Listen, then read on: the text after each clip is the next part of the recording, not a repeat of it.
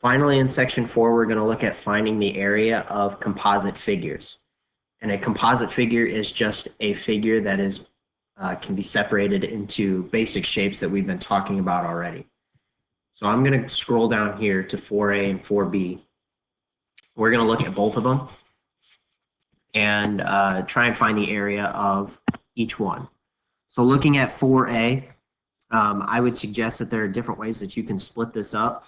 It doesn't have to be in this order, but I'm going to split it up so it looks like I have a rectangle down here and a trapezoid on top.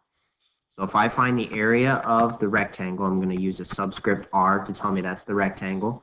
And then I'm also going to use the area for a trapezoid. That's the subscript T. And then when I find those two areas, I'm just going to add them together.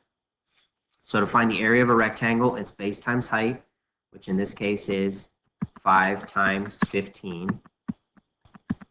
And when I multiply those together, I'm going to get an area of 75 inches squared.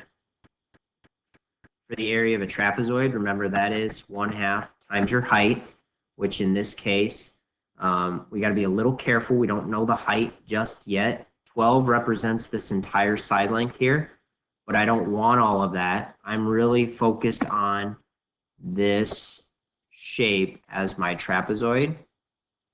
The height is going to be this left side in green here, which we can take by or find by taking 12 minus 5, which would give me a value of 7. So the height we're going to say is 7 times our bases. Remember, those are your parallel sides. So 8 is one of your parallel sides plus this one, which is also the same length as 15. Plug all of that in, and you're going to get an area of 80.5 inches squared. And then to find the total area, you just add them together, getting you a total area of 155.5 inches squared. So that would be letter A. We're also going to do letter B. I'll show you a different one. I'm going to erase all of this writing in here. That way I have a little bit more room to work with. That way we can see the picture completely. So looking at 4B, again, you can split this up in a couple different ways. Some of you might see this as 2 pictures or 2 figures, and some of you might see this as 3 figures. I'm going to use 2 figures. The one figure that everybody needs to see is this little half semicircle over here. So we're going to need to find the area of that. And then the other shape that we're going to find the area of is this trapezoid here. Some of you might even see this as a rectangle and a triangle, which is fine. But we're going to just do 2 shapes out of the deal. So I'm going to erase that portion and draw it in. So we're going to find the area of that green semicircle and this trapezoid. So let's start with the trapezoid. I'm going to use a little subscript T again. Remember, that is 1/2 times the height times the area of, or adding your bases together.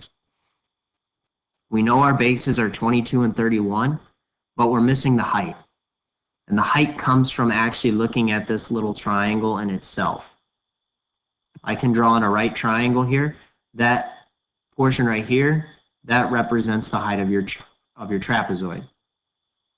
So I need to do a little work. This portion right here is represented as the base. We can find that by taking 31 minus 22, which is a value of 9. And then to find your height, we can use the Pythagorean theorem out of this. So 9 squared plus my height squared equals 15 squared. And when I find that value, that's going to get me 12. Nope, excuse me. Yes, I'm right, 12 as my height. So now I have 1/2 times 12 times my two bases, which in this case are 31 plus 22. And if I plug that all into my calculator, you're going to get 318 centimeters squared. Then finally, we need to find the area of that semicircle. I'm going to come way over here so that way I can do it. So I'm going to go area of my circle. Remember, that is equal to pi r squared. I need my radius. And your radius is actually, well, we know that the diameter is 12. I can move that 12 all the way over here. But to find the radius, we just got to cut it in half. So I want, not 12, I just said it. I want 6 squared. So then to find this area, we can plug that into our calculator. So if we take pi, I gotta find my pi button, pi times 6 squared, that's going to get us 113.1. But remember, we're not dealing with a full circle, we're dealing with a semicircle. So a semicircle is half of that. Half of 113.1 gets us 56.5.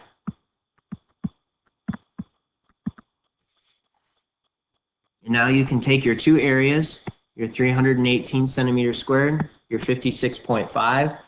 When you add them together, you're going to get an area of 374.5 centimeters squared.